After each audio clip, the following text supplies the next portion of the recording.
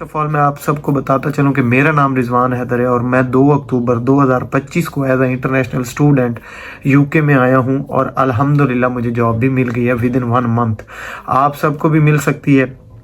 First of all कुछ students के question होते हैं कि हमें यूके आना चाहिए या नहीं, जो हालात अब बन चुके हैं या जो स्टेटमेंट्स के इशू आ रहे हैं या जितनी ज़्यादा पाबंदियाँ यूके लगा रहा है।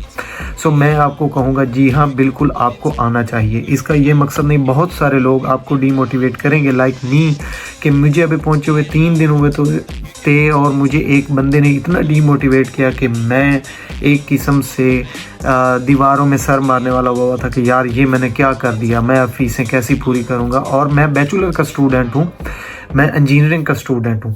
फर्स्ट ऑफ ऑल तो मैं आपको ये कहूँगा कि किसी भी कंसल्टेंट के मशवरे में आके आप कोई ऐसी डिग्री ना चूज़ करें जिसकी वजह से आपको कल को जॉब मिलना मुश्किल हो जाए। वो डिग्री चूज़ करें जिसका स्कोप हो, हर चीज़ पे रिसर्च करें और अपनी बैक फील्ड सेम लेके आएँ। लाइक अगर आपका गैप भी है तो आप जिस जॉब में जिस फील्ड में काम करते रहें या जिस चीज़ के आप पीछे स्टडी कर चुके हैं, लाइक आपने मेडिकल किया या नॉन मेडिकल किया या ICS किया या जो भी वट जो भी आपने किया है, आपको सेम फील्ड आगे चूज़ करनी है। और उसके बाद आपने चूज़ करनी है कि यूनिवर्सिटी, आप एजेंट्स की बातें मान लेते हैं और आप ऐसी सिटी सिलेक्ट कर लेते हैं जहाँ पे जॉब मिलना मुमकिन ही नहीं होता, यानी कि वहाँ पे बहुत छोटी सिटी होती है या किसी भी सिचुएशन की वजह से वहाँ पे मोस्टली सिटीज़ में आपको जॉब नहीं मिलती हैं। और मोस्टली सिटीज़ ऐसी हैं जहाँ पे आपको जॉब तो इजीली मिल जाती है, लेकिन वहाँ पे वो आपको 3 पाउंड 4 पाउंड 5 पाउंड घंटा देते हैं और आपसे काम ऐसे करवाते हैं कि जैसे पाकिस्तानी मिस्त्री करवा रहा हो। ठीक है, तो ये सारी चीज़ें आपने जहन में रखनी है। यूनिवर्सिटी आपने खुद सेलेक्ट करनी है, जो डिग्री आप करना चाह रहे हैं वो आपने खुद सेलेक्ट करनी है, क्योंकि उस डिग्री के बिहाफ पे कल को आपको स्पॉन्सरशिप मिलनी है। अगर आपको स्पॉन्सरशिप नहीं मिलती तो आफ्टर PSW आपको ये मुल्क छोड़ना होगा।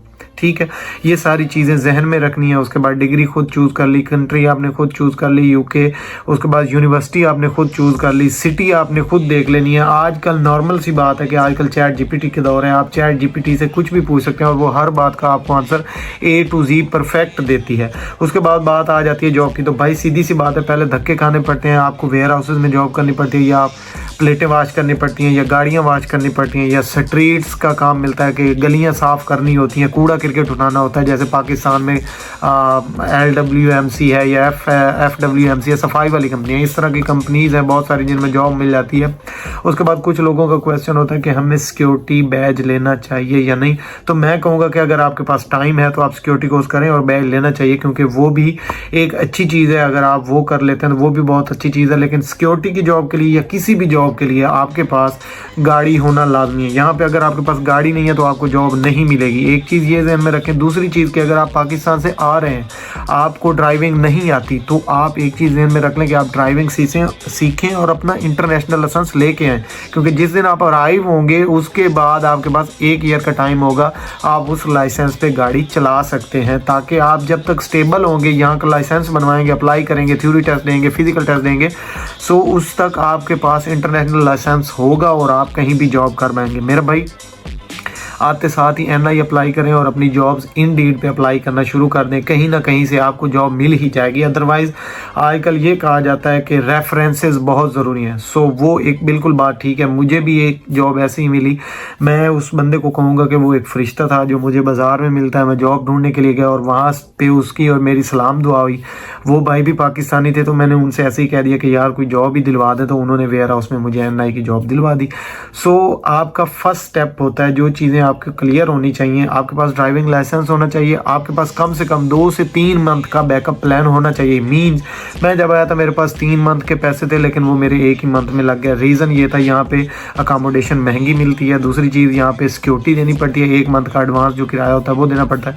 वो दे के और पीछे जो है मैंने सिक्योरिटी का बैज कर लिया, सो मेरे पास पैसे नहीं बचे, जिस वजह से मैं खाली हो गया। और दूसरी चीज़ ये कि जब भी यूनिवर्सिटी चूज़ करें तो उसके आसपास ही आप जो है अपनी अकामोडेशन भी देखें। तीसरी चीज़ ये कि यहाँ पे बैठे हुए लोग, आपके देसी लोग जितने भी हैं, एनीवे आपका रिलेटिव है, आपका कोई फ्रेंड है, आई थिंक सो कि उनमें से कोई 5% ही होते हैं जो आपकी मदद कर देते हैं, जो सपोर्ट कर देते हैं। अदरवाइज़ कोई बंदा भी आपको सपोर्ट नहीं करता। लेकिन मैं कहूँगा जब आपका किसी यूनिवर्सिटी में एडमिशन हो जाए, जब आप पेमेंट कर दें और जब आपका वीज़ा लग के आ जाए, तो आप फेसबुक ग्रुप्स ज्वाइन करें, जो यूके के स्टडी ग्रुप्स काफ़ी सारे बने हुए हैं, उनमें हेल्प लेना शुरू करें और वहाँ पे ढूंढना शुरू करें कि भाई मेरी ये यूनिवर्सिटी है, इसके करीब किसी के पास अकामोडेशन है, शेयर्ड अकामोडेशन, वो आपको सस्ती पड़ेगी और वहाँ पे आपको अकामोडेशन के पॉइंट्स भी मिल जाएंगे।